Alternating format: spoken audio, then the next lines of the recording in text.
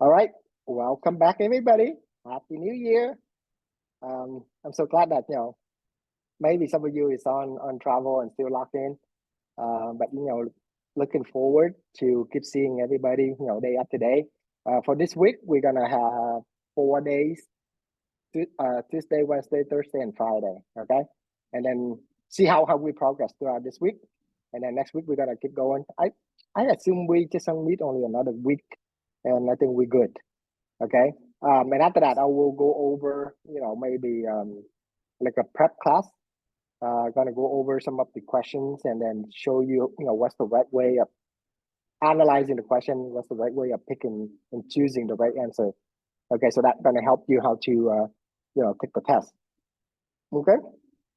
So today is the fifth class, and okay, as usual, I already drop in the slide deck, and I will probably gonna drop it again later. Okay, so today is class number 5. Okay, so same thing here. Actually, let me bring up one example. Since we're on this slide deck. Okay, this is a real life example. I just literally get involved in this. It's an issue. Okay, so on the 27th of December, right? I closed a transaction as a realtor.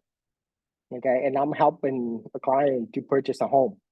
And in the process of escrow, I was able to negotiate a $500 credit, okay, from the seller, for several items of the repair list, right? The home were listed at 1,250,000, okay, and they dropped the price like 75 grand. So they listed at 1,175,000, right? After do a comp, then I see that okay, I may bring it down further, right? Because like the home was on the market for at least 60 days, and and also because like it's in the within the fourth quarter of the year. Keep this in mind, okay? If you eventually going to become a realtor, the fourth quarter of the year is always slow. Okay, so that's give me a hint of how I should put in an offer, right? So eventually I run the comp. The comp actually support 1 million, 1,180,000. Okay, but I actually lowball the seller. I told my client, say, okay, let's go ahead and put in an offer at 1,050,000. Okay, 1,050,000. And that means that I actually bring it down 125K from already lower price at 1,175,000, right? And the reason that I bring it down, there's like actually a couple of reasons that why I chose to bring it down the price. First, it's in the fourth quarter. Second, I know they in the divorce. Okay, when the seller, if I as a realtor, I have to dig all this kind of information to help the buyer, right? So I know that they in the divorce.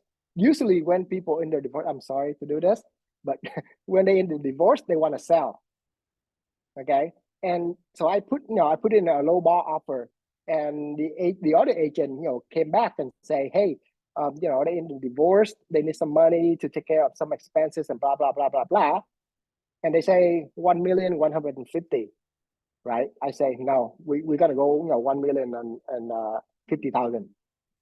Right after a couple back and forth, we decided okay, because like my client really like this property, so that's a fact that I say, okay, I don't want to lose it. I don't want to keep bargaining. So I say, okay, let's go 101. Okay, 1.1 million, right? And eventually the other side, they come down 130 and say no, 110, right? 1,000,000 and 100,000.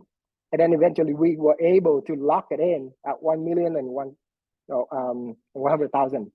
My client really happy about it. So meaning that we actually lowered another 75K from their original, lower price, right? And then, we do the inspection, and we were able to ask for the credit. Another when they say that when they agree on 1.1 mil, They say no credit, nada.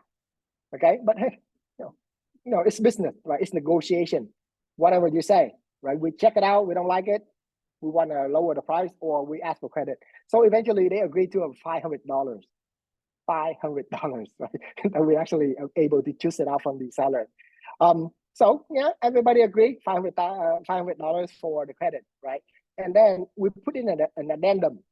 Okay, so this, right? You a loan officer, right? You don't only need to know about the loan side, but you need to know about the real estate side too.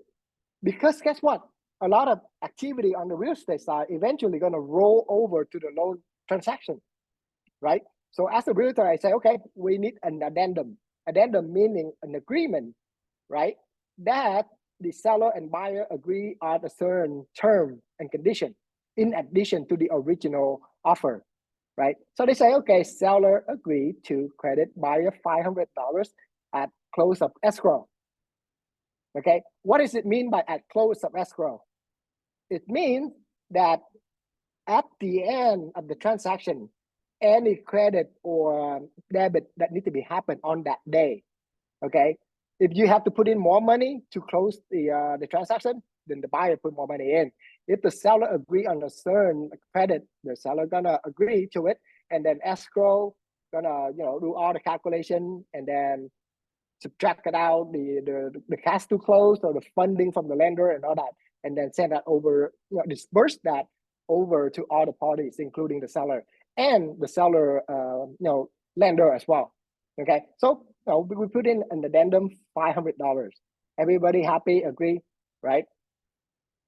December 27th, right? It's closed, and then usually when it's closed, the escrow company gonna send out the final closing disclosure, right? And at that time, realtor will receive that final closing disclosure. However, buyer,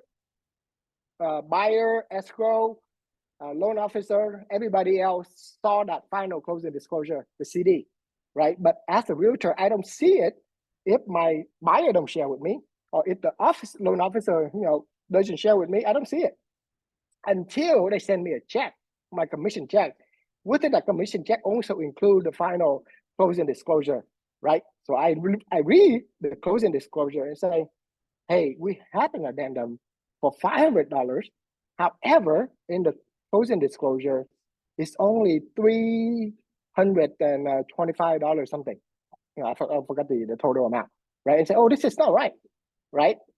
Everything needs to be correct, right? And then that was like December 31st, like New Year Eve, right?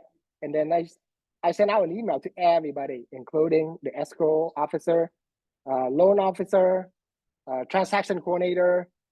Let's see who else. The other side realtor and the other side transaction coordinator, and say, hey, what's going on here? We agree on the $500 for the credit back to the buyer, but I only see seller credit item in the final closing disclosure for $325. This is not right. Okay, so now question for you: who is at fault in this case? In the last class, I mentioned about the tolerance, right? The 0 tolerance, the 10% tolerance, and the no tolerance, right? Those numbers need to be correct. Everything before the funding close, everything needs to be correct to the cents. And now we lost about $100-something, right? 500 subtract 300 something, we lost about $170. Okay, $75. And so question for you: who is at fault when this credit was not gave it to the buyer? Is that the realtor issue? Is that the loan officer issue? Is that the lender issue? Is that the escrow company issue? Right? Those are the four main players, right? Anybody can type in the chat and tell me who at fault here. Tell me, because like at the balance, what is mean by balance is that the credit, the debit, everything needs to be correct to the cents, right? There's not nothing to be incorrect at all. Otherwise, it's an issue, right? You didn't do your accounting correctly, right? So now, question for you is that who is at fault here, right? Because somebody is at fault. But I will explain to you who's at fault. Look, give me a wild guess, okay? Buyer agent, seller agent, loan officer. Now give me the lender too. A lender and also the escrow officer. So 5 players. So now give me your wild guess and I will explain. Okay, give me in the chat. Come on, join me in this game. Because eventually you're gonna get into this situation if you don't do it right and if you don't know who's at fault. Is that lender responsible for that? Is that a recording fee related to recording fee? Okay, so lender. You say the lender. Who else? Yeah. Give me a chat here. Okay, everybody participating here, right? At least I need 3 answers, right? One is say lender. So literally, I just take care of this issue today, and I'm still waiting for the answer, as well. Okay. I would say lender as well. You would say lender as well. Okay. Who else? One more. Give me one more answer. But if I think it's not over 10% of the transaction, so I think it's okay. It's a 10% tolerance. So I think is okay. Yeah. So you think it's okay? Okay, it's a good answer, right? Thing like this is actually it's a mistake, right? So what happened is that I sent out an email and I asked why is that the buyer not getting a full $500 credit, right?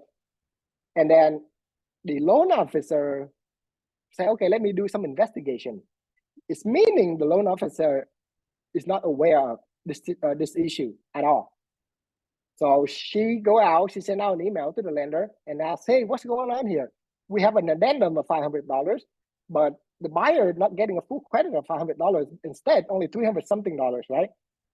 And the lender internally, the lender, the AE, and some the funding department in at the lender, and probably the loan processor got involved too. So there's some internal groups within the lender that get the email chain, and they found out. Oh, actually, I sent out that email. Then escrow sent back another email saying, "Hey, we didn't give a full $500, right? Because the lender sent out an email to them, to the escrow, okay, saying the maximum that the buyer can get is $281. Maximum the buyer can get is $281 because of there's already credit or something, right? So that's the maximum that the buyer can get. But guess what? They only get $500. Okay, but the seller concession. Okay, take a note of this word: seller concession. Seller concession meaning the seller or any credit that the buyer can get, maximum at 3%. Maximum at 3%. But guess what? This is a $1.1 million property. So 3% of that is what? At least $33,000. But now she only gets $500. That's not even close to $33,000, right? That is right there. It's incorrect already. How can the lender send an instruction to escrow telling the escrow to only give the buyer $281? Okay, right there, out of the bat, it's incorrect. Because that's why as a loan officer, you need to understand any addendum, any credit, anything like that going on with the transaction so that you can help with the borrower, right? So right at the bat, right there, you see that, oh, this is not correct. The seller concession is maximum at 3%. 3%. Okay, 3% meaning $1 million is already $30,000. 1.1 is already $33,000, but now buyer only get $500. How is that reach the max, right? So eventually they do some investigation and they say, oh, the funding department make an incorrect, miss a mistake, and what they call is an honest mistake. What the heck? An honest mistake. You sent out an instruction to escrow telling escrow only fund $281. But the thing is that $281 doesn't match with the final closing disclosure too. The final closing disclosure say $325. Okay, then that's incorrect right there. There's like multiple way of incorrect. So maybe what I'm thinking, okay, maybe because the funding department sent an instruction to escrow, right, by mistake, maybe sending by a different file. Okay, whatever it is, it doesn't make sense, right? It's not correct. So in this case, who is at fault? My question for you is that who is at fault? And guess what? The loan officer is at fault. Why is that? Before we close, lender gonna send out a closing disclosure, and then loan officer need to review that closing disclosure, then explain that to the borrower, right? Loan officer already aware of a $500 credit, but loan officer did not check that item in the final closing disclosure, right? Lender may make a mistake, right? Send out that incorrect request to the escrow, and escrow update the closing disclosure and send that closing disclosure to the loan officer and to the borrower. Borrower may not even know anything, right? So, the loan officer is supposed to review that closing disclosure before, send it out to the borrower. So the one that makes a mistake is the funding department. Okay, the closing funding department, which is on the lender side. So that's a lender mistake, right? And lender mistake make the escrow, give a wrong instruction, right? And that's also saying, why is that escrow officer didn't check? You looking at the closing disclosure, right? $500 is nothing compared to a $33,000 maximum, allowance, right? So meaning the escrow company didn't do a good job at all, right? So now escrow company prepared a closing disclosure, send it out to the loan officer. Loan officer is supposed to look at that and see any discrepancy, right, before sending it out to the borrower for signature, because closing disclosure borrower need to sign, and borrower, there's so many numbers, right? Some borrower is savvy, they understand, they know, right? They maybe call something going on during the transaction, right? But most of the time, borrower just say, hey, I see the closing disclosure and I just sign, right? So then when the borrower signed that final closing disclosure, that form eventually get back to the to the escrow company, and escrow company eventually gonna agree to the closing funding and everything and the disbursement, and realtor don't get a hold on to that closing disclosure until after the close, right? So in this case, the loan officer is the one at fault, because you are the one that helping the borrower. Okay, lender make a mistake, right? And they call it an honest mistake. No, that's not an honest mistake. You don't make a mistake in file like this. But sometimes when you make a mistake, but the thing is that they say they make a mistake, but they're not going to correct it. Okay, they're not going to correct it. Lender not going to pay out another $175 to the borrower, okay, or to the buyer. Okay, they're not going to. They say it, oh, we know that we make a mistake, but we're not going to pay out. We're not going to credit back the borrower. So eventually, I have to get involved, right? And then I have to send out an email to all the parties, including the listing agent. Say, hey, lender make a mistake like this. Buyer supposed to get the 500 credits, but now missing $175. would you tell the seller to write a check and to the buyer for this amount of $175? I sent out an email maybe at 3 o'clock. I haven't received anything just yet.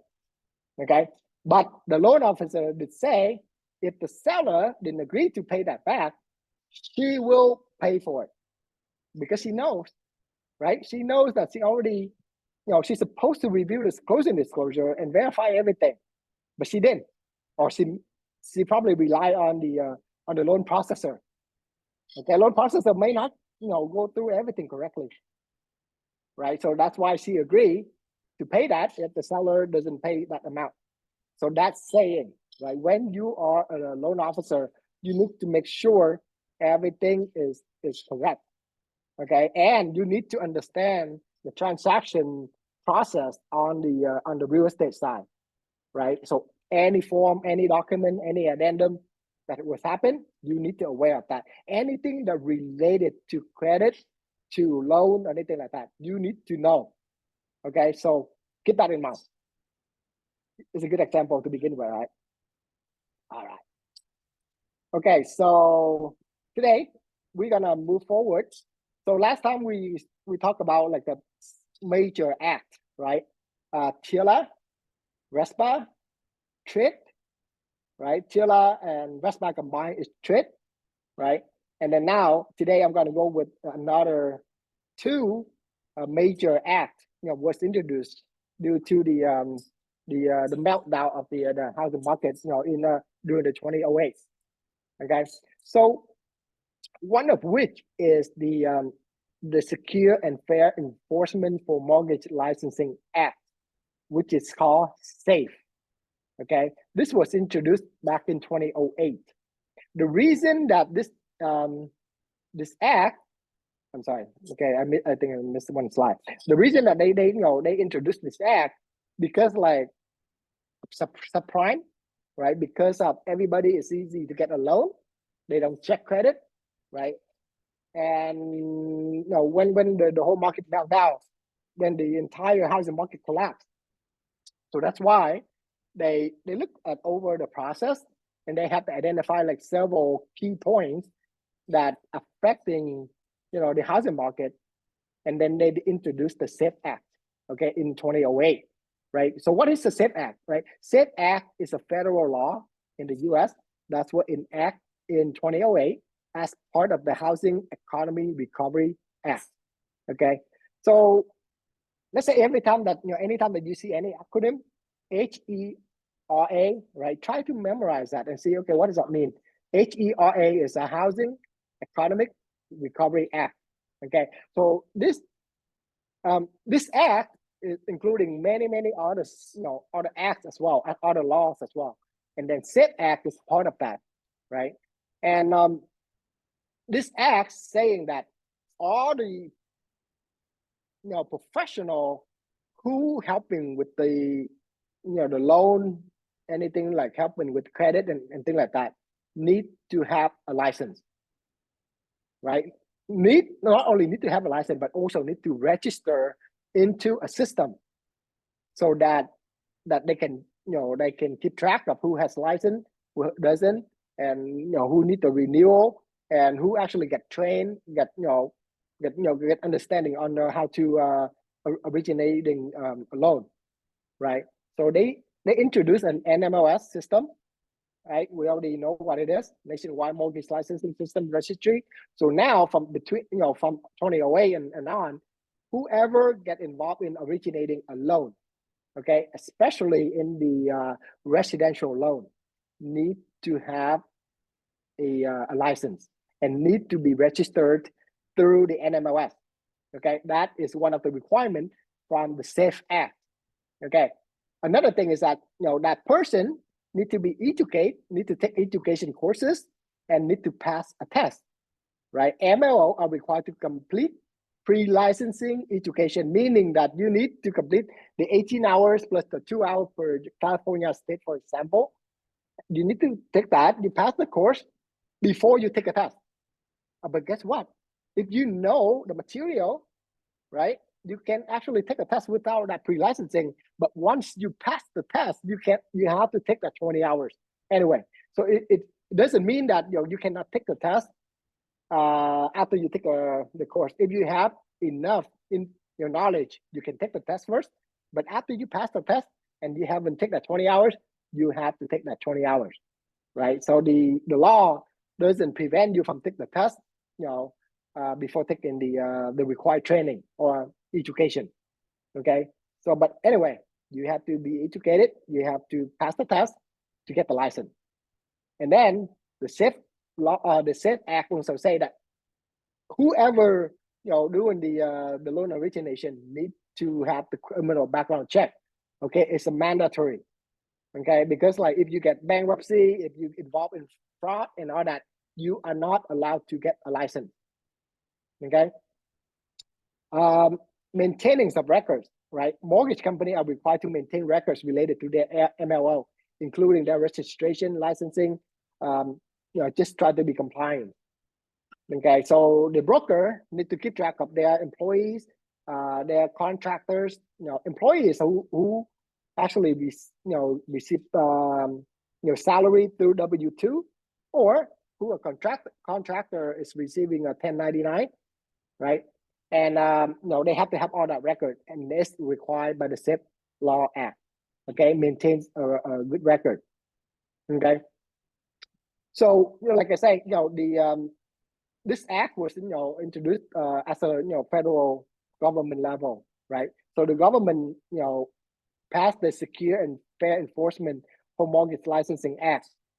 Okay, it was back in July 30th of 2008. This mandates the nationwide licensing and the registration system for residential mortgage loan originator. Okay, and this SAFE Act is supervised by the CFPB. We talk about this, the Consumer Financial Protection Bureau. Okay, the SAFE Act requires that licenses before engaging into any business of loan origination. Okay, and need to be registered on the NMLS. Okay, it's required that you need to register through the federal system, right? For individuals who are employees of covered financial institution like depository institution, the bank, big bank, Bank of America, Chase, Wells Fargo, and all that, right? When I mentioned this before. When you work for a bank, you don't need to pass the test, but you need to have an NMLS license. So you can go into the NMLS system, register for a license, right? You don't need to pass the test when you're working for a federal registered institution, right? Like all the big banks, right? Bank of America, Chase, Wells Fargo, and all that, right?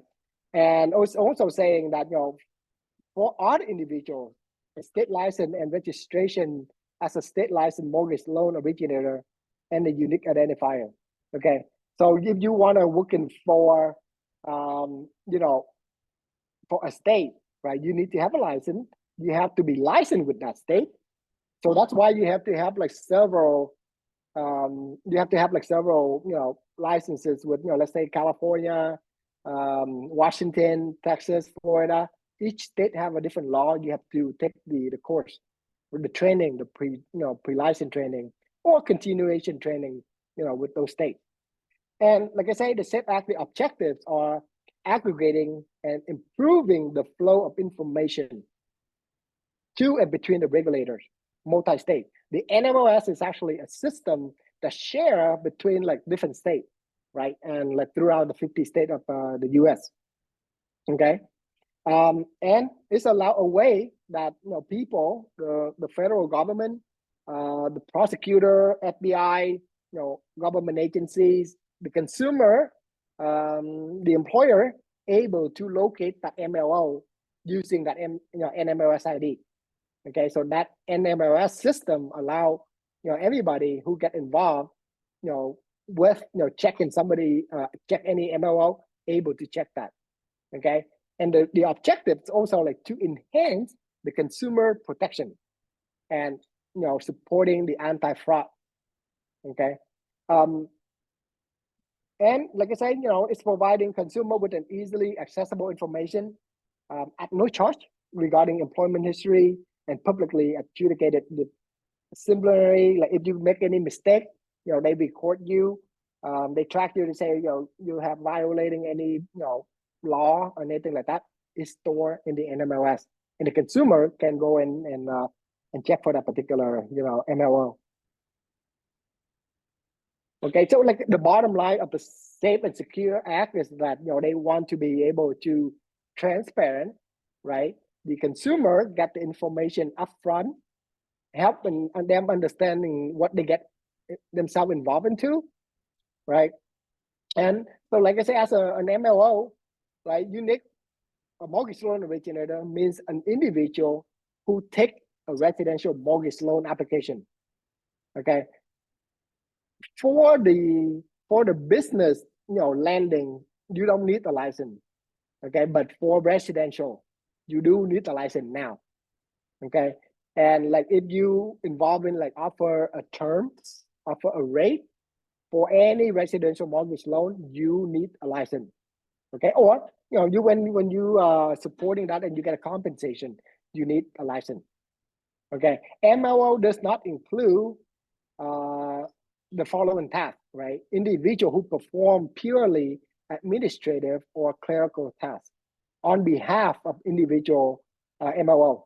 Okay, meaning somebody can say, okay, can you type this information into the system for me? Can you send out this email, but not like providing rate, term, or anything like that, right? Just say, okay, we send you a link that you can fill out the application. I'm a loan processor. Please go ahead and fill that out. So things like that, common thing that administrative task. Then the MLO or whoever doesn't have a license can support that. Okay. So MLO does not include individual who only perform real estate brokerages activities. Okay. And a license all registered as a real estate broker, right? So meaning MLO, right? The realtor is not an MLO if you don't have an MLO license. Okay, realtor is realtor, but if realtor who also pass the test, take the pre-licensing courses, right, and get the license, then that person become an MLO. But the person only get the sell license for real estate is not an MLO. You cannot, if you don't have an MLO license, even you are a realtor, you cannot help with anything regarding to originating a loan. Okay. An individual or entity solely involved in extension of credit related to timeshare plan.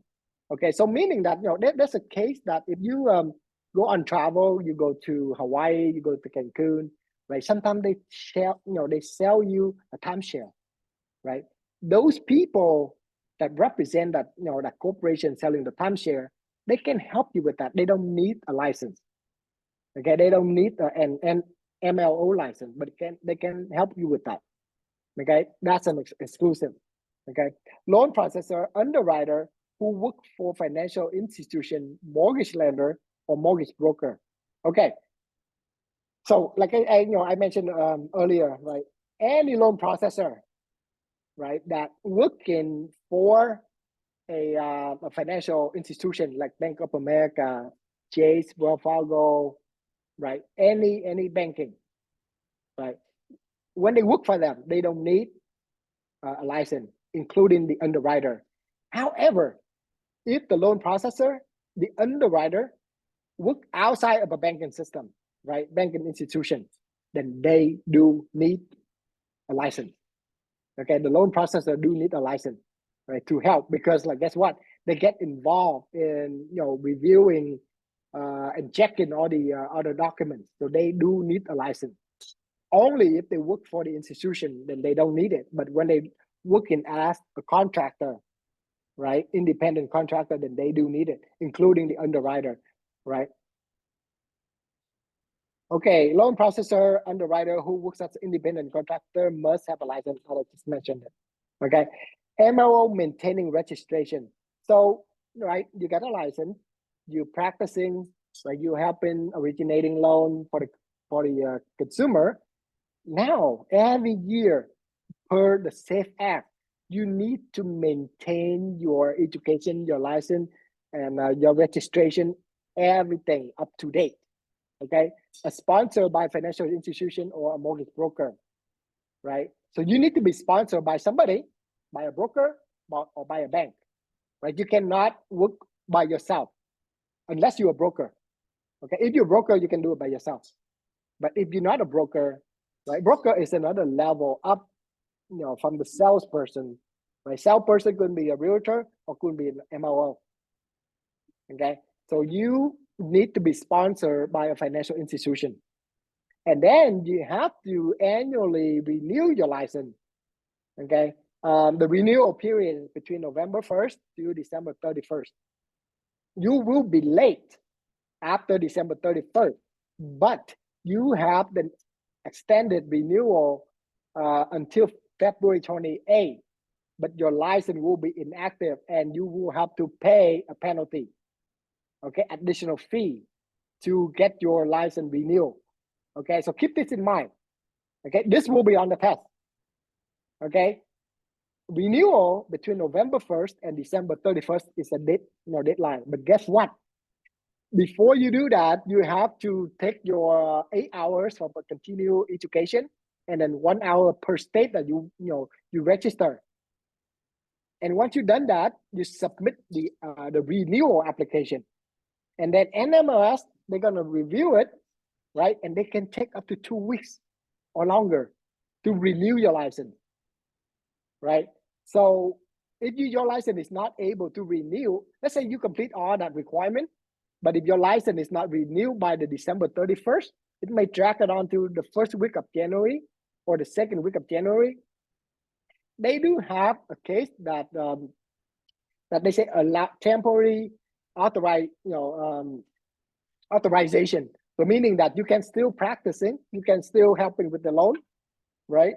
In that temporary, because like all your required item is already complete, but because like due to the number of requests for renewal is so big, and you do it too late.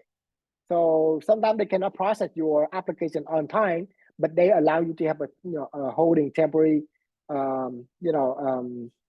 license that you can work on, right?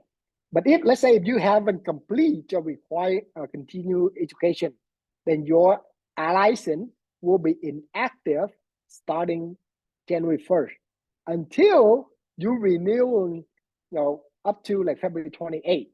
And during the time that your license is inactive, you cannot practice. You cannot help with the loan.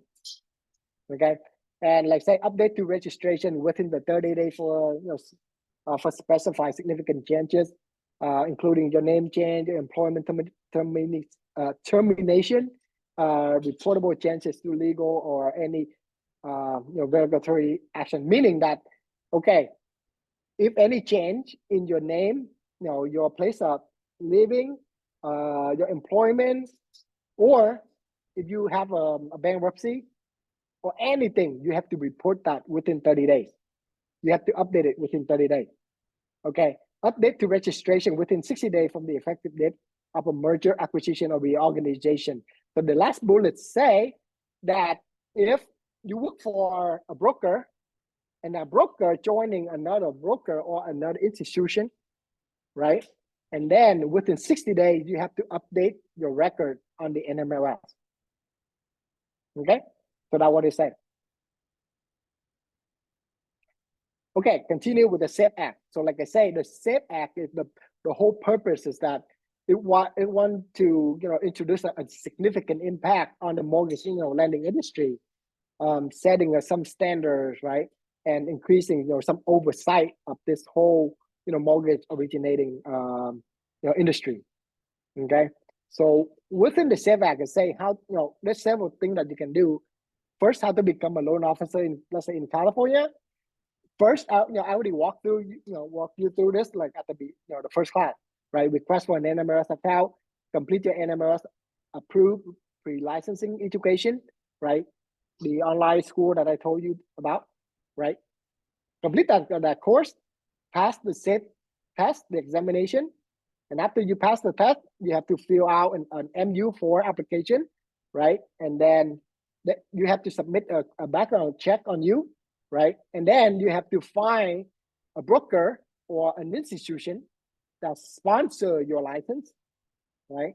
And then you can, because once they sponsor, then you can practice, right? You work under that company, and that company must, or whoever sponsor you, must have a surety bond and the net worth. And we're gonna cover, this in the next few classes. For California, additional requirement, including 3 hours for federal law, 2 hours for ethics. This is the pre-licensing education. 3 hours of federal law, 3 hours of ethics, 2 hours of non-traditional mortgage lending training, 10 hours of electives, and 2 additional hours for state specific education. So the first 18 hours is the federal, law and material. The other 2 hours are state specific. Okay, so now keep this in mind. You can retake the course after 3 years. Okay, meaning that you pass a test. If you don't, let me see. Because last time when we checked, let's say 5 years, but here we take course after 3 years. Okay, I think the other one I mentioned is actually correct. 5 years. That if you take the course, you pass the course, but you don't let me see. You don't take the test. Then yeah, I think like it's 5 years that last time that I checked. Okay, not 3 years. Okay, for the testing, right? You're gonna take the test as national test, and the length is 190 minutes. The test question is about 120. You need to score correctly 115, right? And the five test question is not, it's not count. And the total score to pass is 75%. That's equate to 87 correct answer. And the cost for that is 110. Okay, so what happened if you fail, right? The test at 10.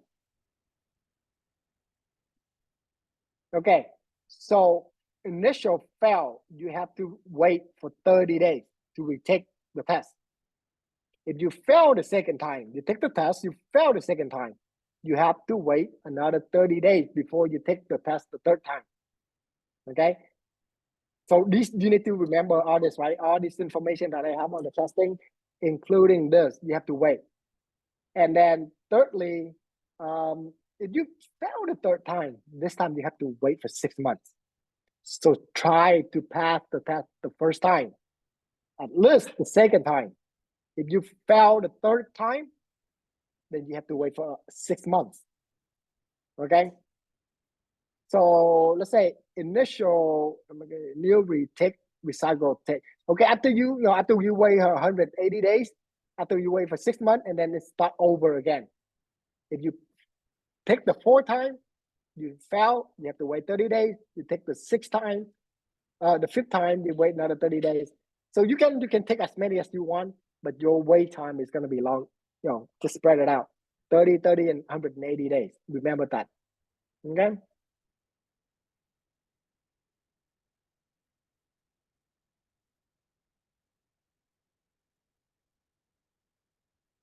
Okay. So for the SAFE Act, okay, the test aspiration, here you go. State licensed loan originator who failed to maintain a valid license for a period of 5 years or longer shall retake the test. So meaning that, okay, if you already got a license, right, and you don't practice for 5 years, and then you have to retake the test. You have to retake the course, and then you have to retake the test. Okay. Probably, I think this is what I meant earlier. Let's go back one. So let's say if you done with your pre-licensing, but you don't take the test, you have 3 years before you take the test, or if you pass the year, you have to retake the course. Okay. Or if you don't practice within 5 years, you pass the test, You don't hang your license anywhere. You're inactive for 5 years. Then you have to retake the test. But before you retake the test, you have to retake the course. Okay. MLO disqualification, less than 18 years of age. Okay, you cannot get an MLO license until you're 18 years of age. A revoked license in another state, meaning that if you pass the test in Texas and then you did something wrong, right? They revoke your license in Texas. You cannot go to California and then try to get your license in California. You cannot get it anywhere. Okay. So have had felonies in the past 7 years. Okay, if 7 years or more, you can get your license. But if you have a felony within 7 years, you cannot get a license. So within 7 years. Okay, you cannot get a license if you involved in fraud, breach of trust, or money laundering. If you get any of these violations, never ever think about getting a license in MLO. Okay, and you got disqualified if you're not keeping up with your license requirement. You have to renew your license every year, right? November 1st to December 31st. You need to take your continuing education, okay? Or you get involved with lack of financial responsibility, right? You got collection, you got bankruptcy and all that. They're not gonna let you become an MLO, because guess what? MLO is helping others to borrow money, right? Get about the financial and be responsible for their loan. But like you're the one that actually not able to responsible with your financial situation, and how you're going to be able to help other people, right? Any violation will be fined up to 25,000.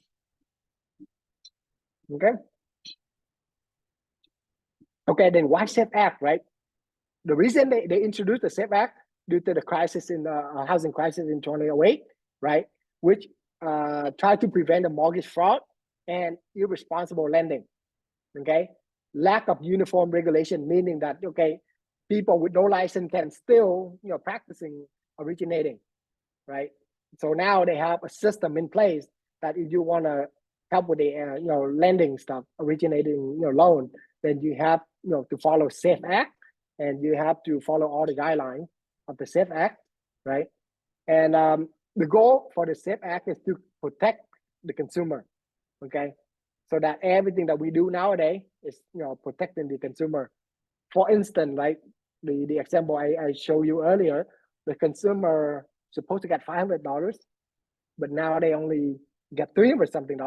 There got to be something about it that we have to get it done.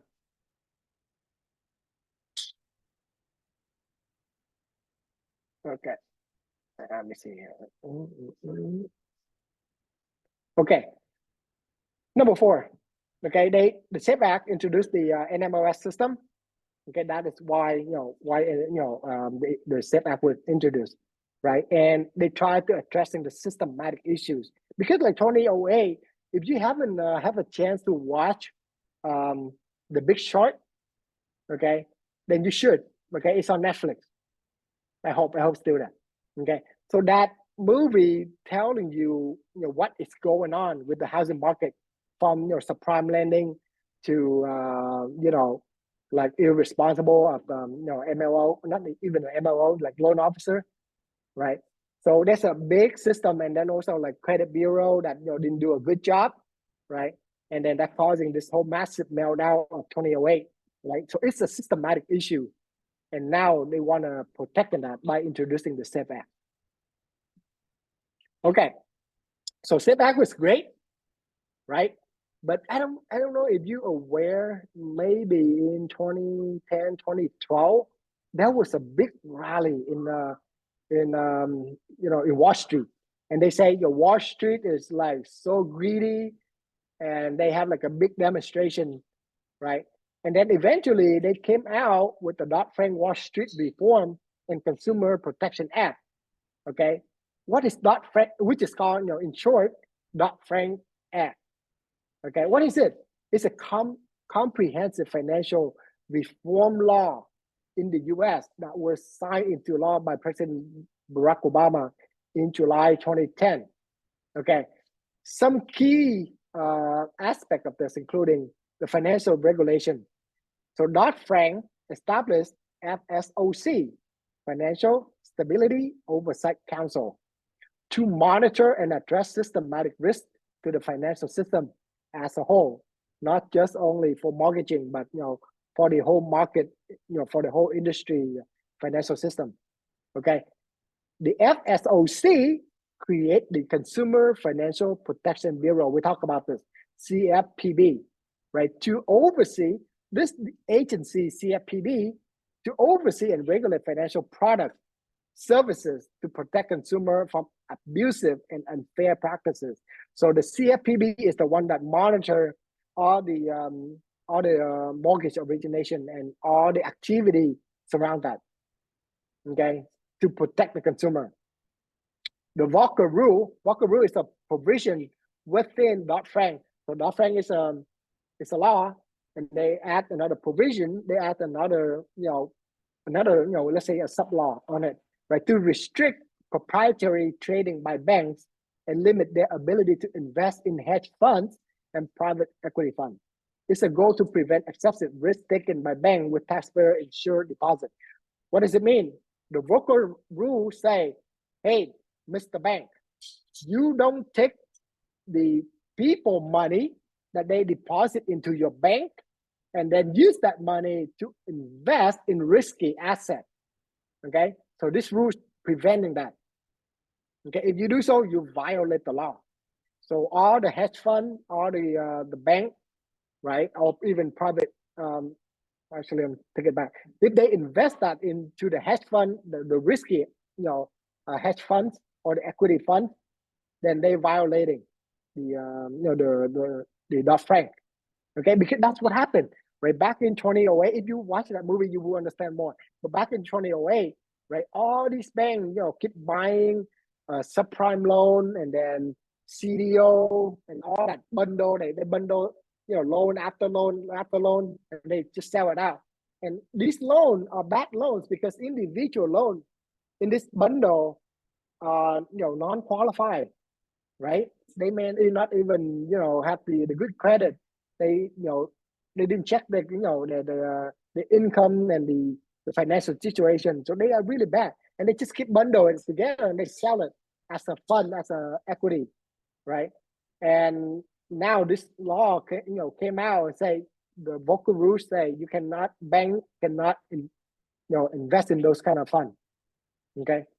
Another thing is the derivative regulation. Dodd-Frank introduced regulation for over-the-counter derivative market, requiring greater transparency to standardize trading for certain derivative contracts. So just think about this as the government prevent the bank, right, get involved or invest in any risky asset, okay, into any risky stock or fund.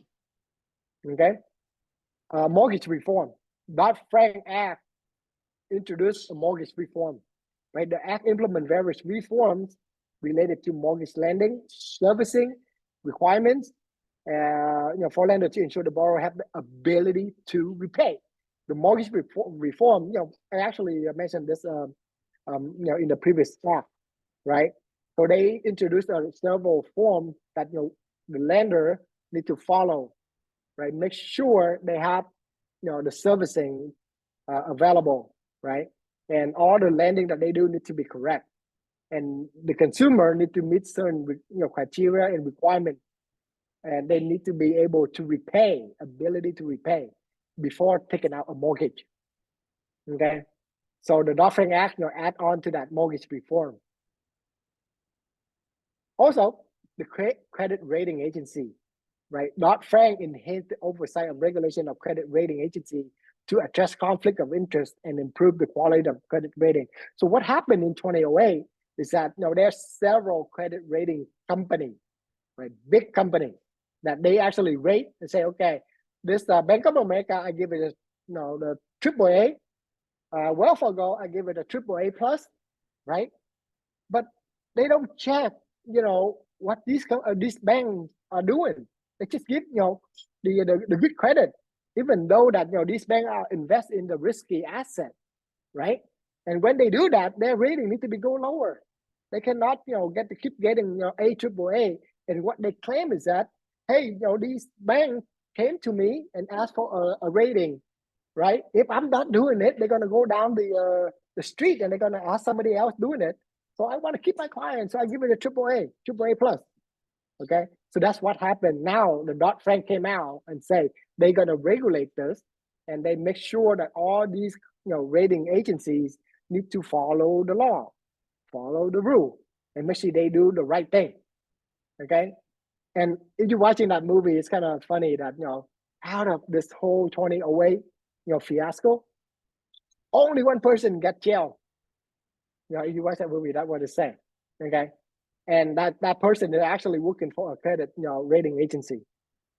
Okay, Dodd-Frank also say, something, you say something, and they introduced the whistleblower protection. So meaning if you say something, they will protect you. Nobody can come after you and then sue you or do something bad to you, right? So Dodd-Frank say, if you know something about any illegal activity for any financial institution or anything relating to financial or mortgage lending, you come out, we protect you. Okay, that's what the law provision is included in that. Okay, and let's see, the whistleblower who reports securities or commodity violation to the U.S. Securities and Exchange Commission and Commodity Future Trading Commission will be protected. Okay, Dodd-Frank, the goal is that it will try to put an oversight to the systematic risk, right? It's established like a different process identifying certain financial institution system, make sure that they meet certain requirement. They have some backup money in the bank, right? And sometimes they do some some tests to see if the bank is able to to sustain if the market is dropped. Okay, because back then, if you probably heard about the term called too big to fail, right? Some certain insurance company, like they own $1 billion in asset, and say if this company gonna fail, the whole industry gonna fail. Okay, so now this introduction of Dodd-Frank is try to oversee the systematic risk. If any bank is not meet the requirement, they need to do something about it. Okay, there's nothing gonna be too big to fail. Okay, investor protection. That's what Dodd-Frank is, because like a lot of mom and pop investor back in 2008, they lost a lot of money. Pension plan, 401k, everything. Okay, so the act introduced a various measure to protect the investor, including rules for financial advisor providing investment advice to retail client and measure to increase transparency. The goal is transparency, what you get yourself into. Okay, so Dodd-Frank has actually introduced the oversight. Okay, so like I say, the goal is just to promote a financial stability in the U.S. Financial system. Okay, in the Dodd-Frank Act, right? They also introduced what is called as Economic Growth, Regulatory Relief, and Consumer Protection Act.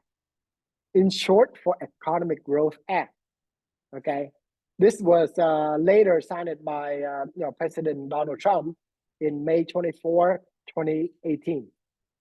Okay, so in this Economic Growth Act, right, it's including increasing the asset threshold, meaning the bank need to add, need to keep some asset within the bank. Certain requirement need to be in there. For example, right, let's say Bank of America, you need to have $5 billion in cash holding. Okay, I don't know exactly the amount, but that's just an example. You need to have some asset holding, right? You cannot use the consumer money and then go out and invest everything, and you cannot liquidate it. Okay, so you need to have some thresholds to liquidate and then get the money. Okay, and then they also introduced the stress test requirements, right? The bank need to pass a certain stress test. Okay, if they don't, no, they need to do something about it, because like if they cannot pass a stress test, they may not get the license to be a bank no more. Okay, and mandatory risk committees. Okay, committees, right? The committees that gonna oversee, let's say a bank. Okay, they need to have some department that gonna look at the certain risk. Okay, and allow consumer to freeze their credit file free of charge. Okay, so now talking about credit and credit score and all that, right? You actually get your credit from 3 different bureaus, right? Experience. Oh man, I need to remember this. FICO. Oh man, I just forgot the other 3. But there are actually 3 agencies for you to get the credit score, and you have the ability to freeze it. What does it mean by freeze? Meaning that, okay, let's see, if you go out and you borrow a loan to buy a car, the dealership or the lender working with the dealership gonna ask, hey, can you give me your social security number? And I'm gonna run your credit check, right? They run your credit check, they come back with a credit report, right? Now, if you put a freeze to your credit file, then nobody can check your credit at all until you unfreeze it, and then they can check it again. So let's say you borrow money to buy a house, but you already froze your credit file, and then Mr. Bank of America go out and, oh, give me your social security number, let me check. And then you didn't remember that you already froze it, and you gave it out, and then Bank of America came back and said, hey, I cannot check your credit. Probably you already froze it. If you want to borrow our money, you have to unfreeze it. Okay, so now the law, the Economic Growth Act say you allowed to protect it, meaning that there are certain things that you may lose your entity, right? And people use your entity to go out and open a credit line, open a credit card, or do whatever they want to do. They borrow a loan and things like that, and that affect you. So now you have the ability to freeze it, that nobody can use your social security number to go out and then borrow a mortgage or a loan. Okay, the CFPB create the MLO compensation rule. Okay, we talk about this, right? You cannot get the dual compensation. You can only get either from the borrower or from the lender. You cannot get both, right? And also the RASPA, right? We talk about this. The RASPA say you cannot do a kickback for a non-licensed person.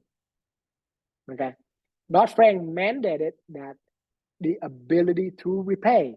Okay, remember this, ability to repay, okay, is mandated by Dodd-Frank, okay, which is an ATR, ability to repay rule, okay, and CFPB is the one that enforces this.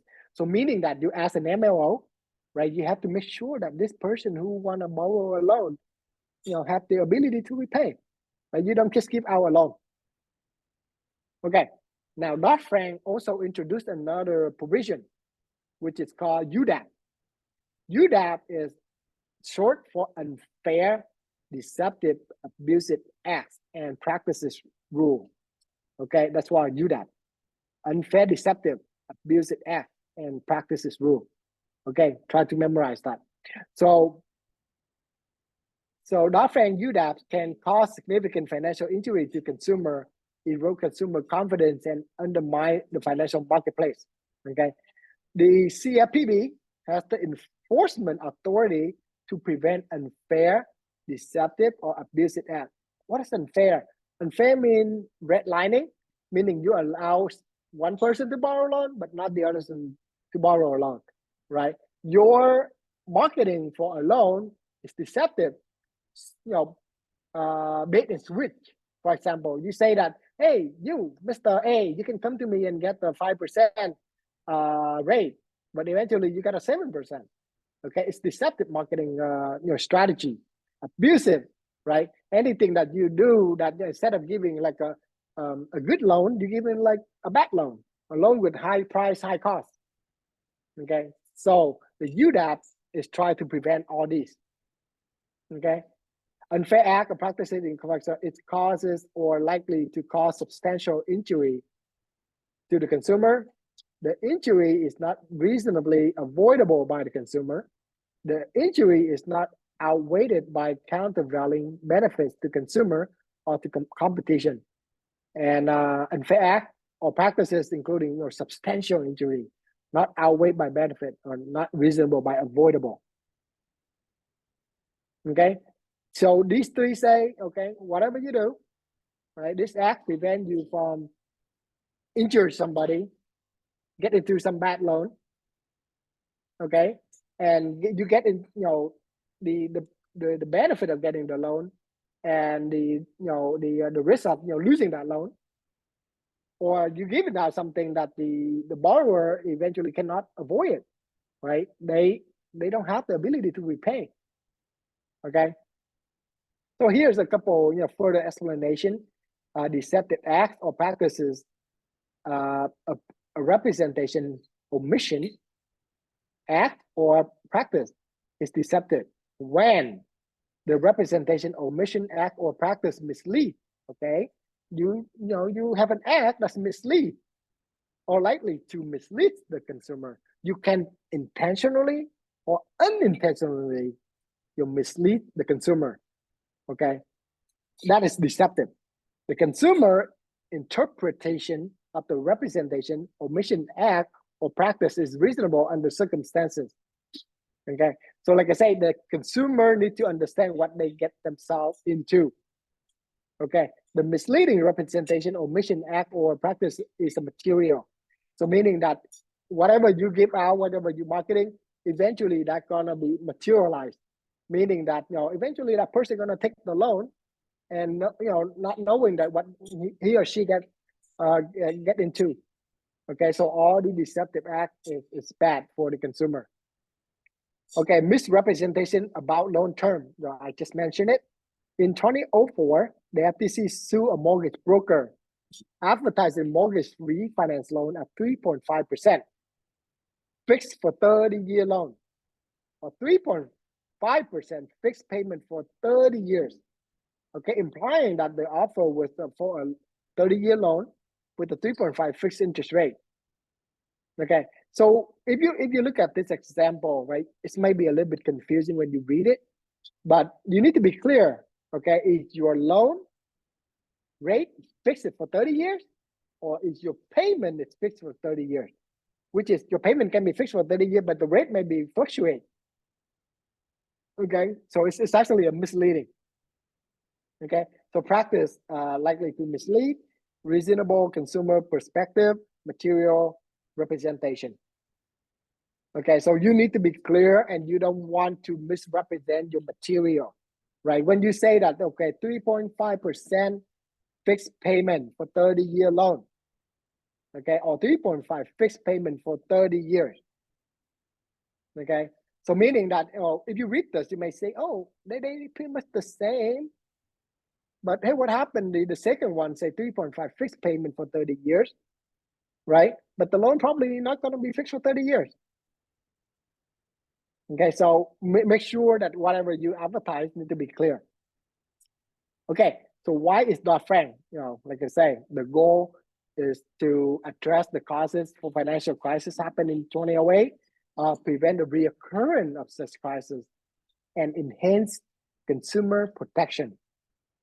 Okay, the Dodd-Frank Act was enacted and addressed the root cause of 2007, 2008 financial crisis, financial instability, promote responsible lending practices, meaning that MLO like us, or the lender, or whoever lending, need to be responsible for what they do.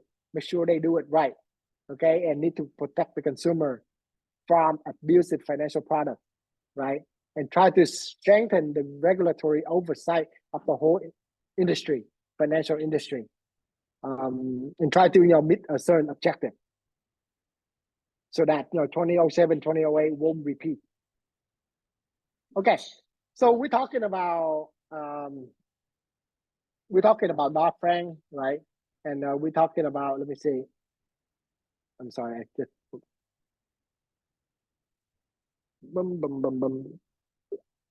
Okay, we're talking about SAFE Act, right? SAFE Act is the one that require the MLO need to be licensed and all that.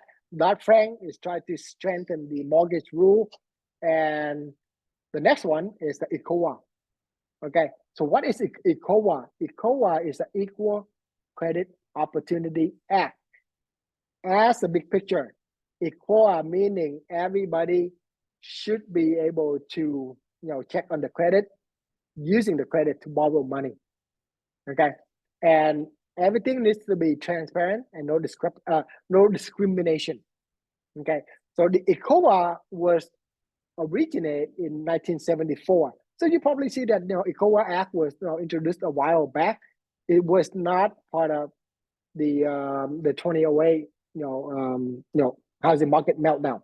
Okay, but there are probably some in the Dodd-Frank that that introduced like a credit freeze that we talked earlier, right? So what is ECOA? ECOA is a federal law in the U.S. that was enacted in 1974 as part of the broader effort to combat discrimination in lending and ensure fair access credit to all consumers. Okay, the ECOA is administered and enforced by Consumer Financial Protection Bureau. Guess what? The Financial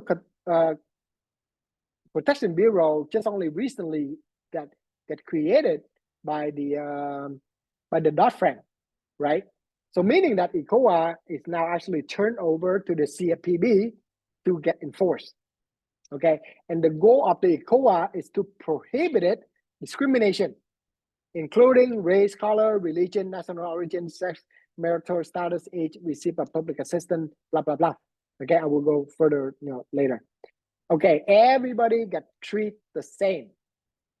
Okay, your credit may be different, but you get an opportunity to borrow a loan by checking your credit and see if you qualify to do it. The bank cannot say, hey, I don't like you, I don't want to lend to you. Okay, everybody have the same treatment. Okay, notification of action. Whether you agree to the bank or the lender agree to lend the money to you or not, you have to let me know. If you agree to lend me, right, then I'll get the loan. If you don't agree to lend me, you have to tell me why I don't get get the loan, right? Why am I been disqualified? Okay, and there's certain requirement that the lender needs to disclose, right? And so why the rejection? Okay, if I get the loan, that's good, and we move forward. But there's some type of notification of action need to be in place. Spousal and non-spousal signers. Okay, ECOA allows spouses to apply for credit separately. So creditors cannot automatically require a spouse signature on a loan application. Additionally, non-spousal co-signer or guarantors cannot be required to sign for a primary borrower. So meaning, if you marry, right, you yourself can go out and borrow yourself. You don't have to have an agreement from your husband or wife for you to go out and borrow the money. Okay, ECOA say that.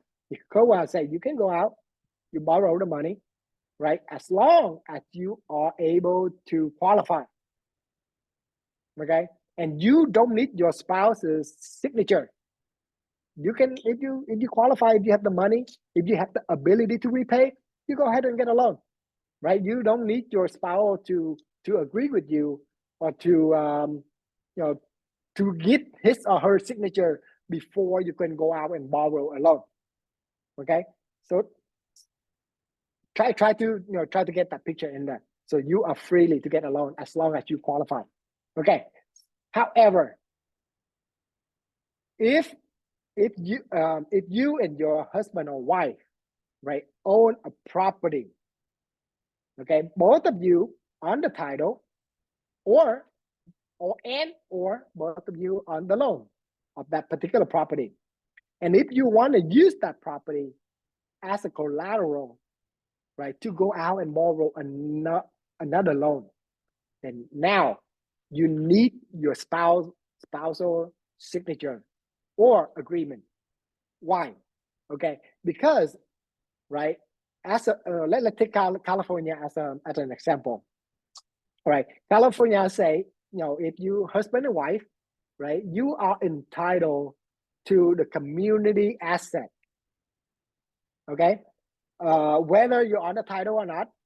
Okay, let's say if I don't want to go too far about the entitlement and all that, right? But let's say if you marry, right? You go out, you buy a home, you qualify, you buy a home, you bought a home, right?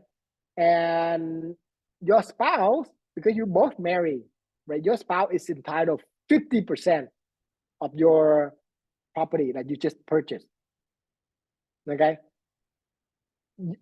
This is a California law, right? It's a community property. Husband and wife share the asset 50-50. Okay. So now let's go back to the other example, right?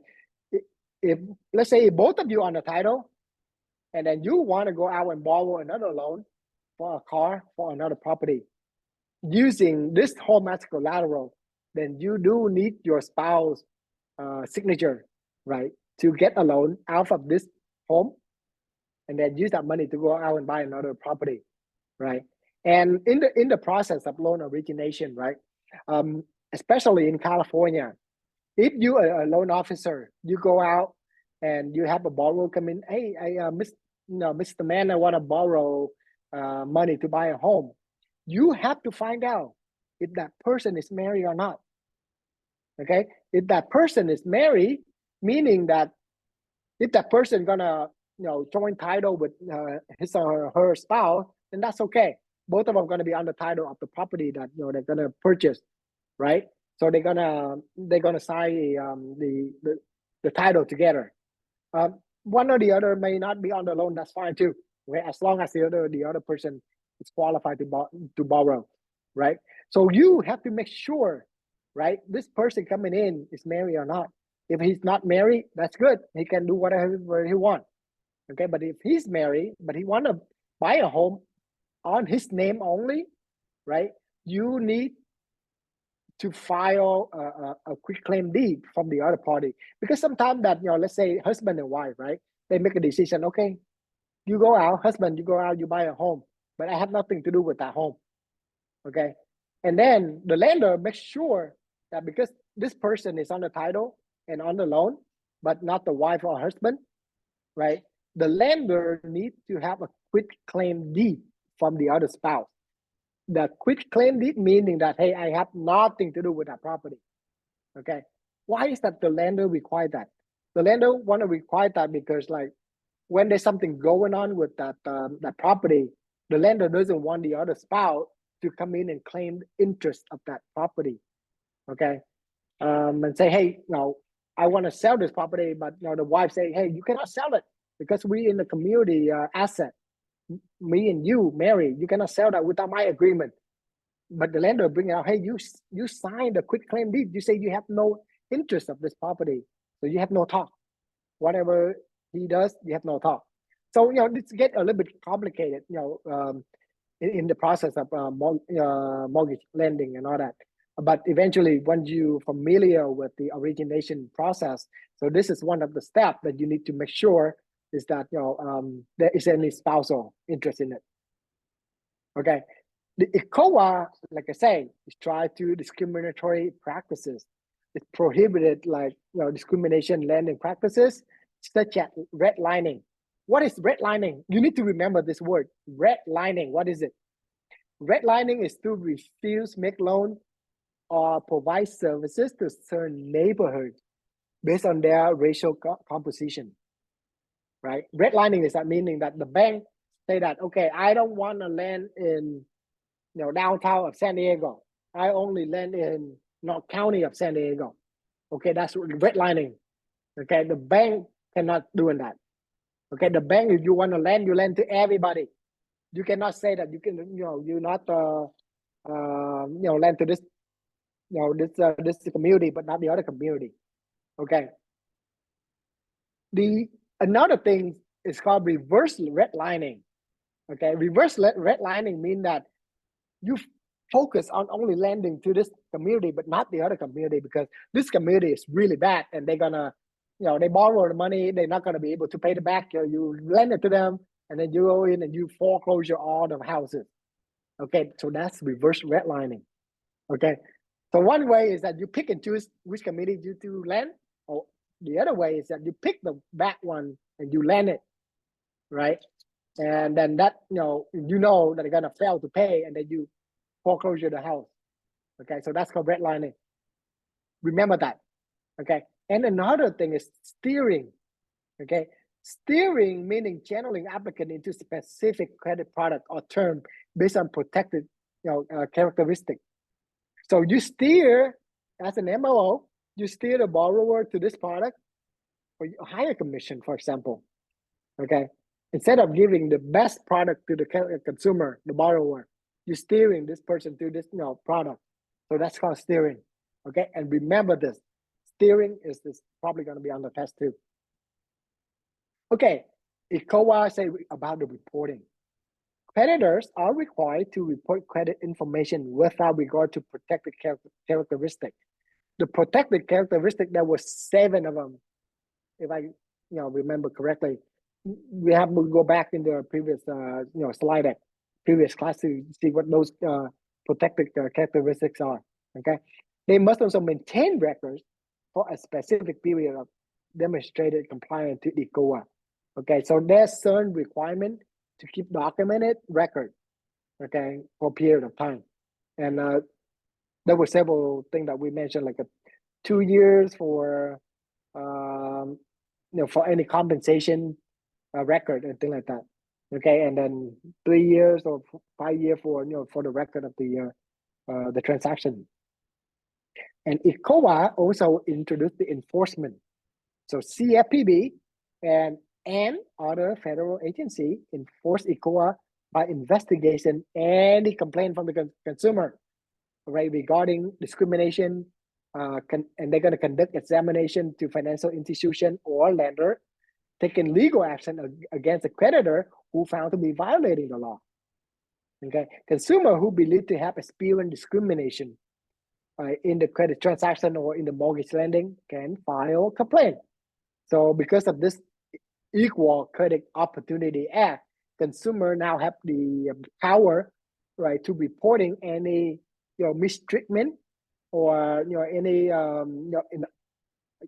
inappropriate action against that particular individual or consumer. Okay, so ECOA, like I say, is the law that protect consumer from being discriminated against the financial marketplace, and it introduced what is called as the know before you owe. Right, ECOA make sure that you have to understand everything, okay, before you take on a loan. So you already understood like what you get yourself into, right? But sometimes the consumer they're not savvy, right? They don't know about the law that much. They don't know about the process that much, and there's like thousands of pages of document that they're probably not going to read through all of them, right? So meaning on the lending side, on the MLO, you need to disclose as much information as you could to protect you as an MLO, to protect you as a broker, to protect you as a lender or as a bank, right? So you just send it out. This is consumer responsibility to review those. And guess what? I believe the FHA or CERN, what is it called? Freddie Mae and Freddie Mac, they have a website that they can translate all these documents into different languages. Okay, remember that. Okay, so meaning that you have to read these documents. Okay, you cannot say that you don't know anything. Okay, if the lender, the broker, the loan officer didn't provide the required document, they are at fault. They're violating. Okay, but if you as a consumer and you don't read document, it's your fault. Okay, whoever at fault will take responsibility of that. Okay, and like I said, ECOA was enforced by the CFPB against the discriminated lenders. For some of these reasons, including race, color, religion, national origin, sex, including gender, marital status, age, receiving money from any public assistance program. Let's say you receive Social Security disability, and the lender say, hey, you're receiving that, we're not going to lend you because you don't have the ability to repay. Okay, but guess what? Some of these program benefit, right? Sometimes they take an income of 105%. For example, if you receive the Social Security disability, let's say 2,000, okay, then they take your income as 2,000. If you multiply that by 105, right, so your income is a little bit higher than 2,000, okay, and you can use that money to borrow the money to buy a home if you have enough saving, if you have additional benefit or income that you can prove that you are qualified to repay. Okay. Okay. So exercising your right under certain consumer protection laws. Just a quick recap here. ECOA play a crucial role in promoting fair lending practices, preventing discrimination in credit transactions, and ensuring consumer have equal access to credit opportunities. Okay, so when you're talking about ECOA, talk about credit and the ability to use the credit to go out and borrow money. Okay, and everybody is the same. Okay, no discrimination. Okay, so we talked about the notice of action earlier, right? So let's talk a little bit more about it. So the term about a rejection to get a loan is called an adverse action. What is an adverse action? Adverse action is a notice given by a lender to a borrower, say your application has been denied, and this needs to be done within 30 days and need to provide the reason for rejection. Okay, if the lender say you are not qualified to borrow this loan, the lender needs to provide the adverse action or letter of rejection or denial letter. Okay, sometimes as a realtor, right? If I if the lender say this person just lost a job, cannot close this escrow, right? Cannot move forward buying this property. Here is the denial letter. Okay, say this person is no longer has the ability to repay. The reason may be lost a job, okay, or take on unnecessary debt while processing the transaction, right? But usually when the lender issue a denial letter, they only say unqualified, okay, not financial, not able to repay. They don't dictate the reason. They don't say the reason why. Okay, they just say denial, and the agent, the realtor, the escrow company just take the word for it. Okay, they can if you want, you can go and you investigate. You hire a lawyer, you investigate, and you can sue that borrower and say, hey, I can prove that you all have the ability to repay, but you don't want to move forward with the buying this property. I'm going to sue you. Okay. So hopefully, if whatever you do is right, then you don't have to worry about it. Okay, I'm talking about as a borrower. Okay, but when a denial letter is sent out or an adverse action is sent out, then let's say this person is no longer qualified to borrow the loan to buy the property. Okay, and the reason why their loan application was rejected, and the reason can be disqualified. Okay, it doesn't need to be in detail what it is. Contain information regarding the causes of rejection. It is a denial letter. Use this letter to back out from home purchase contract to get back the earnest money deposit. Okay. In the transaction of buying a home, right? There are three conditions, three contingency. I probably already talked about this, in previous class. Inspection contingency, appraisal contingency, and loan contingency. If you have those three, and if any of those contingency doesn't meet your standard, right? If you don't like the property, you can use inspection contingency to back out, or if there's too much repair, you can use inspection contingency to back out. Appraisal, if the home is appraising less than the market value, you can ask for a reduction. If the seller doesn't want to reduce, you use that appraisal contingency to back out and get your deposit back. Deposit is the earnest money deposit, EMD. Okay, this term gonna be common when you get involved with loan origination. The EMD usually about 3%. Some people crazy go to 4 or 5%. Some people even commit the deposit too, because they love the home so much and they think they're gonna close this property, so they commit it. Commit the EMD gives some strong, right, because I mean that telling the seller, I'm going to buy it. There's like 10 other people that want to buy this out, but I'll commit $50,000. If I don't buy, I lose $50,000. That's an agreement, right? So commitment or commit the EMD is a case that can happen too.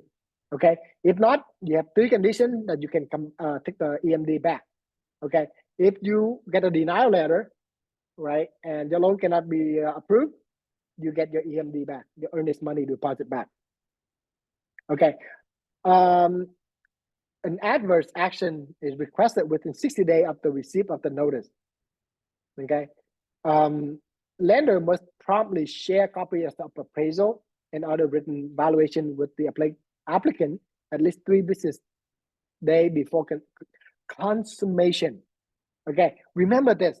Whenever you see the term consummation, okay, right here, consummation, that meaning that before you take on a loan or before the close of escrow, because on the day of close of escrow or after the close of escrow, meaning that you already consume that loan.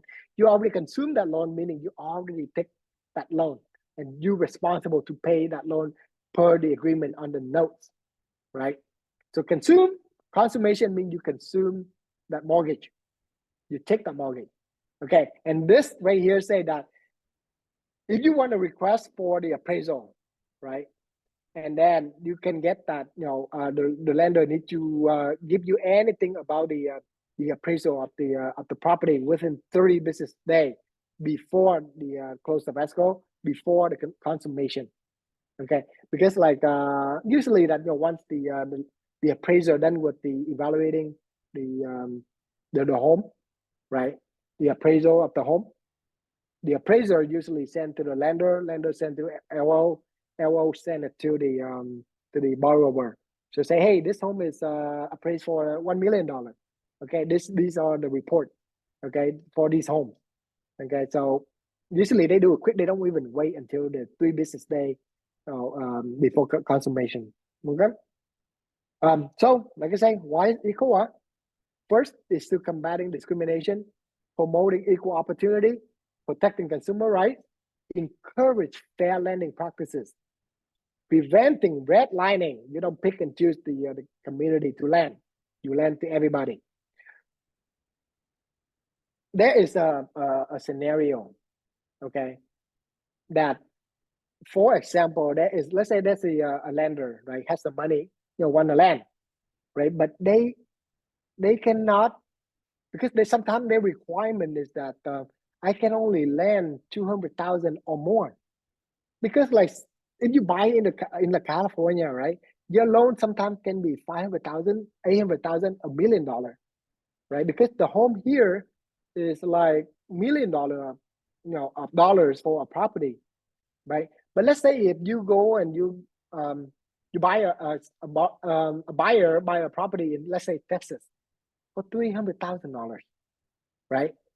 And your guideline of minimum $200,000 for that area probably not going to meet. Let's say if the borrower is going to down 50%, right? And then 50% on a $300,000, meaning that you need a $150,000 loan. But the lender say the minimum they're gonna lend it out is $200,000. Okay, so that is redlining.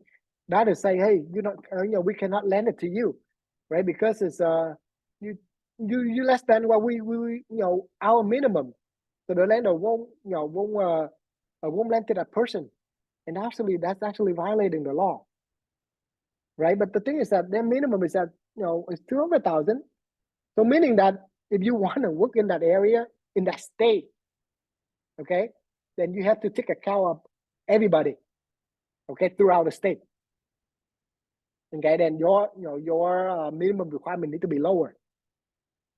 Okay, otherwise you don't do business in that state. You just do in California. You lend like 500,000, $1 million. Okay, Washington, $500,000, $1 million, right? If you have that particular guideline that you, because like as the business, as a lender, you do business, you can set the minimum too.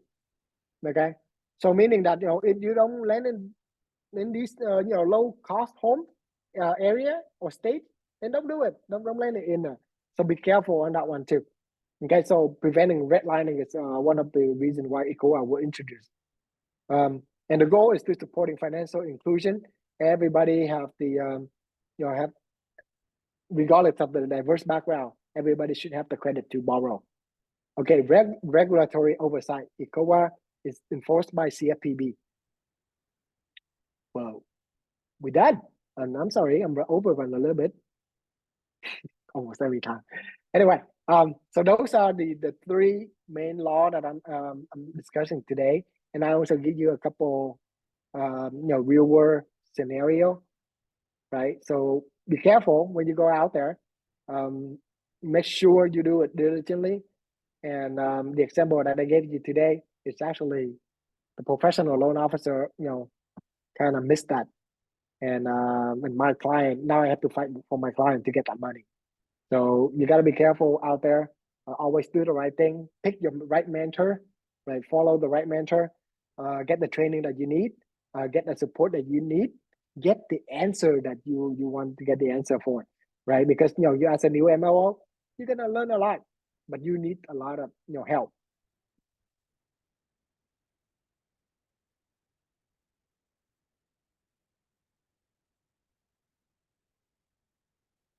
Let me see here. Boom, boom, boom, boom, boom. Okay. Anybody have any question? Some people that came in late, let me drop the file one more time so that you can have it. Right. I có cái question gì không? Yeah, I have one question if you have time. Yes. Yeah, so can you share your advice on how to find a good broker to get started with? Yeah. Okay. The good broker is the broker that have a lot of training. Okay. And the broker, and also the thing is that the broker that has a lot of training, and even can hold your hand, right? To walk you through every process. Those brokers are gonna charge a lot. Okay, they're gonna cut your commission in half. Okay, and sometimes they have some production number that you need to meet.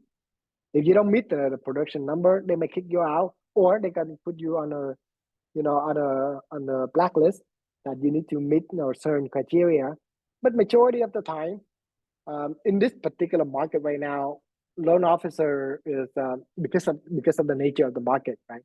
You don't make a lot of money if you don't get enough buyer, right? No buyer, no borrower. No borrower, you get no transaction. You get no transaction, you don't meet the number, right? So my suggestion for you, the goal is that you want to pay less. The goal is that you want to bring more money home, more money in your pocket, your wallet, right? Get to know the community, right? Get into the bất động sản Cali forum. Get to know a lot of people, right? And then you want to cut costs. You don't want to pay the broker too much, right? You don't want to pay the broker too much. You're going to join the broker that has fewer training, okay? And believe it or not, a lot of training probably is not a good idea. Your training need is about sales. You need to be able to sell, right? At the beginning of the touring class, I already say your goal is to sell, right? So you need enough training. You don't want to go into all the training up front and get no client, and you take days and days of training, watching hours and hours of training from the broker that provide a lot of training, right? So my suggestion for you, if you like to learn more, if you want to read more before you do, then join those brokers, right? That's fine too. You can join those brokers and you learn from them. They provide a lot of training. They hold your hands. But eventually, once you're done with that, now it's the skill that you need. It's the sales skill, right?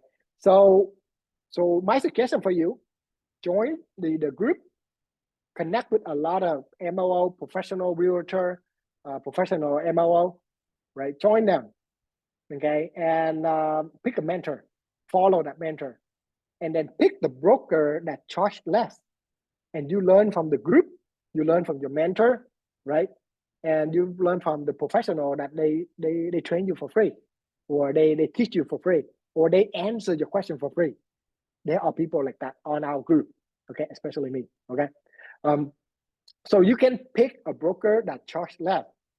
I am right now joining a broker that charging 500 per file, okay, 500 per file. And if you want to use their loan processor, you pay another 500 or 550 for the loan processor.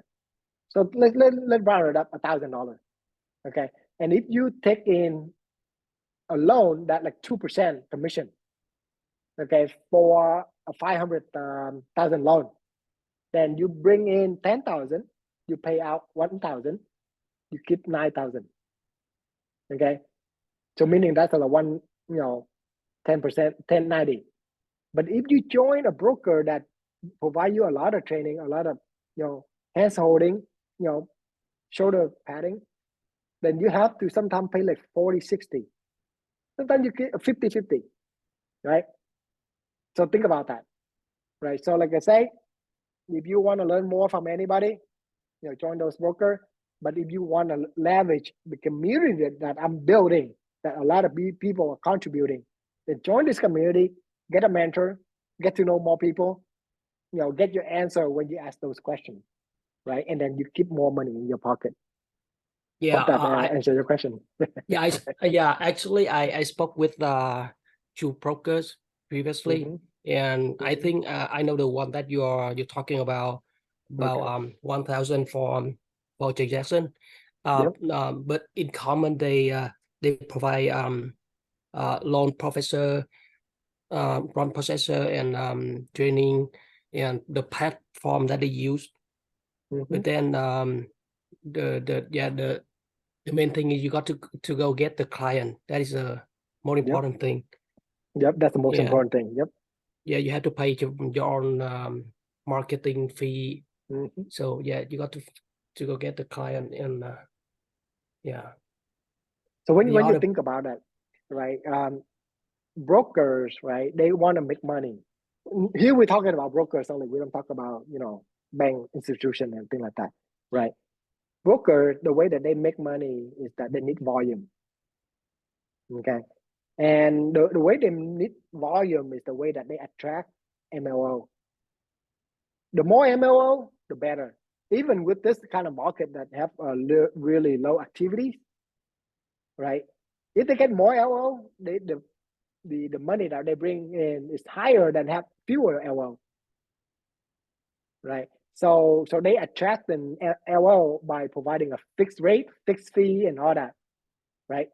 But believe me, they don't provide enough training, okay? Because like to get enough training, they have to invest in the training material, training program, right? So the big company, the company that been established for a long time, they probably have some good training too, right? But when they have that kind of training, they want the material that they provided rewarded by charging higher, right? So your way of getting around that is that join the company that charge less, but get to know the people in the community to get help, right? To learn from them, and if you have questions, they give you the answer that you need, right? And once you mature enough, when you experience enough, and then you go out and you do it on your own.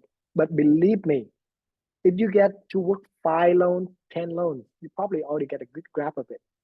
And then you still have questions, like the professional loan officer I mentioned today, right? Still make a mistake, something oversight, right? You don't look at it, right? You maybe because of the new year, the holiday, right? You just forgot that you make a mistake. It's happened. Even you work for 10, 15 years, you still make mistake, right? So, but like I say, if you want to put more money in your pocket, focus on the self, and then get yourself a mentor. Hopefully that I answered your question. Yeah, absolutely. Yeah, no, I'm sorry, but do we need an office for do you need that? Because nowadays everything is about virtual. You work on virtual. I'm teaching you virtually, right? So you really don't need an office nowadays. but where do you meet the client? Like if they want to speak with you in person. Okay. Yeah. Okay. Now you're talking about it. How do you get the client, right? So your client can be first through referral, right? Or let's say that you start out with your family first, family and friends, right?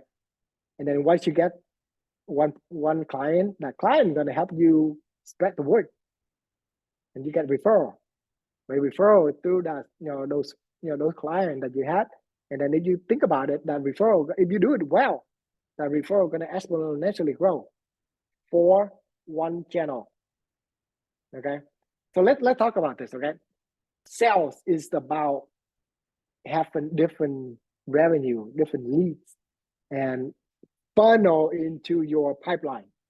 Okay, you can have the channel from your family and friends. That's one channel. You can get one from referral. That's another channel. You can get one from social media. That's another channel. You can get one from your marketing. That's another channel. And you can establish so many different channels, and you funnel it into one pipeline that you have. Pipeline is that you have a process, right? You have a website, you have an email, you have text and all that, phone call and all that, right? You funnel it in, and any lead that coming in, you pick up the phone and you call that person and you try to nail that sale. Okay, so that is how you get client. Another channel that you can get into is the big one. Is you need to work with realtor, because guess what? Realtor are the one that gonna feed you. Okay, because realtor, they are good at it. They good at go sell, right? Believe it or not, for most of my time when I'm working as a realtor, right? Even I got my MLO license about a year ago, but I still haven't practiced the MLO yet. The reason is that because I'm busy with my real estate clients, and I don't think that I'm gonna have time to take on the MLO, the task yet, right? So all the clients that I have, guess what? I'm passing out to all the real, all the MLO on the group, or the people that I see doing good, and I pass my client to them, and they support it, right? If they doing well, they help my client, they get the file closed, I get my commission, I'm gonna bring that new client to them again. Okay, so that is how you're gonna get that big funnel. So meaning you need to get involved in the community. You need to talk to realtors, right? And then join the forum, join the Facebook and all that. And then when people have questions, you answer the question. That's how you get your client too. And that's another funnel, right? And then like I said, but working with realtor is always the plus. And you need, whatever you do, you need to make the realtor happy. Okay, because the realtor happy is when the file gets closed, and you don't want to ruin that relationship, because if you do ruin that relationship, that realtor will not come back to you. Okay, so like I say, that is how you're gonna start your sale. So start your sale is about learning how to build your farm. Okay, build your social networking, build your relationship, right? Your training, eventually you work on a file, your team lead or your broker going to help you, right? Or from that point, you can even go take a training too, right? And ask your mentor, ask your peers and all that, right? Just help for that file, but your main goal is sales. Okay, hopefully I answered your question. Yeah, thank you, Juan. Anybody have any other questions? I have another question. Okay. It's a personal question. So like, is that possible, like to do the realtor at the second job, like behind the main job? Like how many hours a week, like do you spend on your realtor job? Yeah. You mean realtor, or you also mean MLO? I mean like your schedule right now. So Oh, okay, you're talking about my schedule. Okay. Talking about realtor, right? When you think about it, right, your client also have a job. And your client, let's say 90% of them have a job. They work from 8 to 5 and they take up a weekend or later during the evening time, right? So meaning as a realtor, you may have a small percent of clients that want to go see home during the day, during the weekdays or work days, right? So if you have a full-time job, right? And let's say if you able to get a Friday off on your workplace, then now you have 3 days weekend that you can work on the realtor and after hours, right? So that means that now beside your normal job, now you have to spend more time, right? You have to spend more time to do the side hustle, right? To go and help your client to put in an offer, to go see the home, several homes, and then put in an offer, work through the offers, get the accepted, working with escrow, talking to the loan officer and all that, right? But once you get the offer accepted, you can move on to the next client, right? But majority of the time that you spend are the 3 days weekend, Friday, Saturday, and Sunday. Or if you don't have 3 days, at least you got Saturday and Sunday. And majority of the activities, at least to me, 60% of the activities are doing late Friday, Saturday, and Sunday. Okay, so however you busy, at your regular job, and if you can spare your after hours on the weekdays and also the 3 days weekend, you should be okay.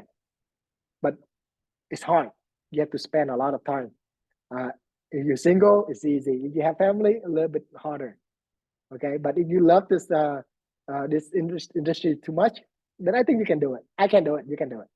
Okay, so now, right? I'm doing the real estate side, but guess what? Starting from beginning of this year, I'm gonna tap into the MLO side too, because several reasons why I'm start doing the MLO side right now.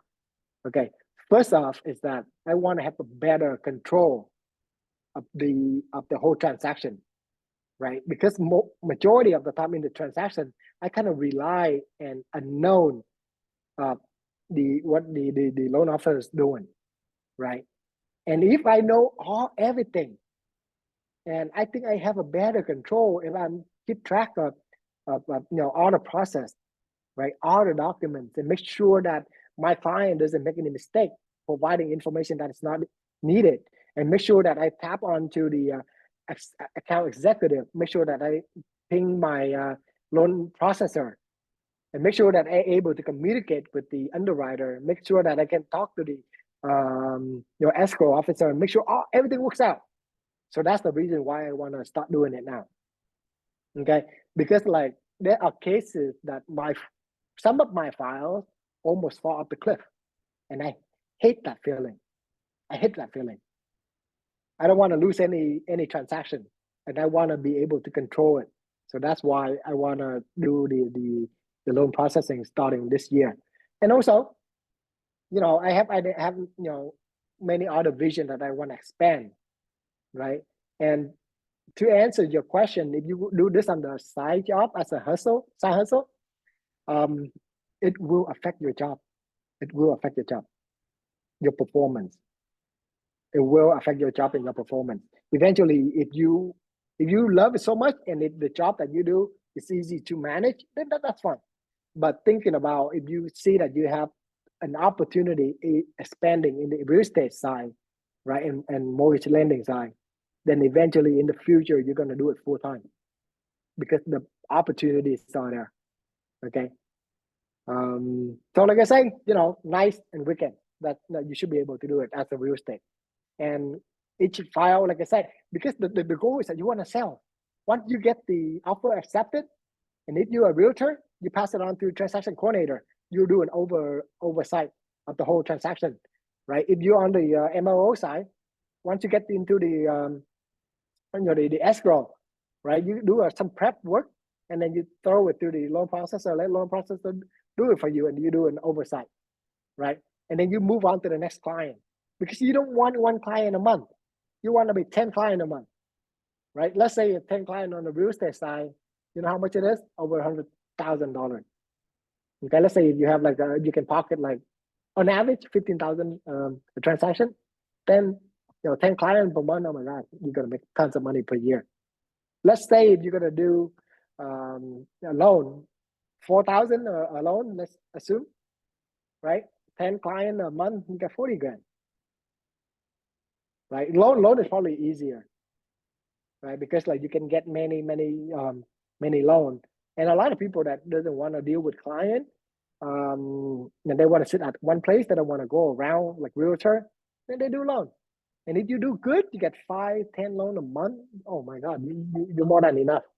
And that's also saying, right? If you get your commission cut in half to the broker, right? And then maybe to begin with, first half a year, that's okay. For let the broker eat 40% of your commission, right? And then second year and on, probably you have some skill, some experience, then you can get majority of the commission.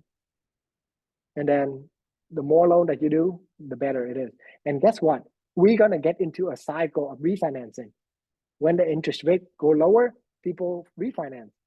So right now you may get 1 or 2 loans a month, right? But if you go into a recycle, market, I mean the refinance market, and then you may get 4 or 8 or 10 loan a month for that, let's say 3 to 6 months.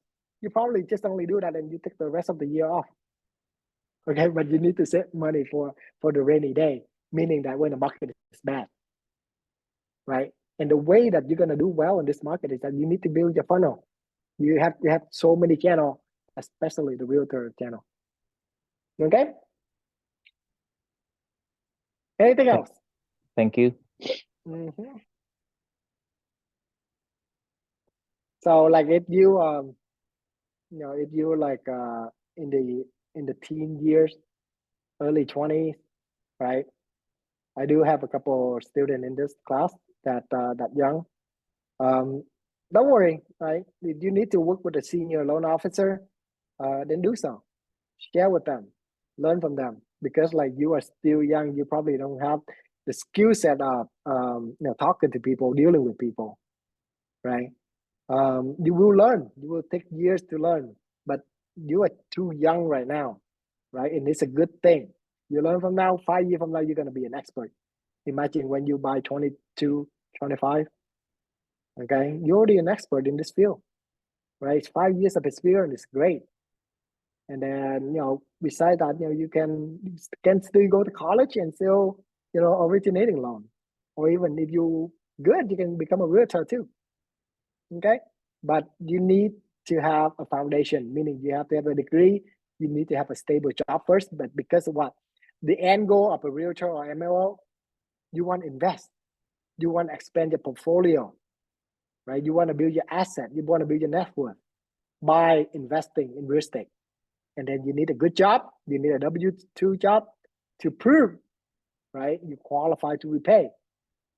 And then you buy first home, second home, third home, 10th home. And then from that point, you become an expert in investing. And then you can move on to a different thing, lending, private money lending. Okay. Buy and sell, flip. Oh, there's so many things that you can do in this real estate industry. Okay. So the earlier you start, the better future that you're gonna get. Okay. Anything else? If not, I'll see you tomorrow at 8. Okay. All right. So I'll see everybody tomorrow. Have a good night. Yep. Thank Have a you. good night, Have a man. good one. Bye bye.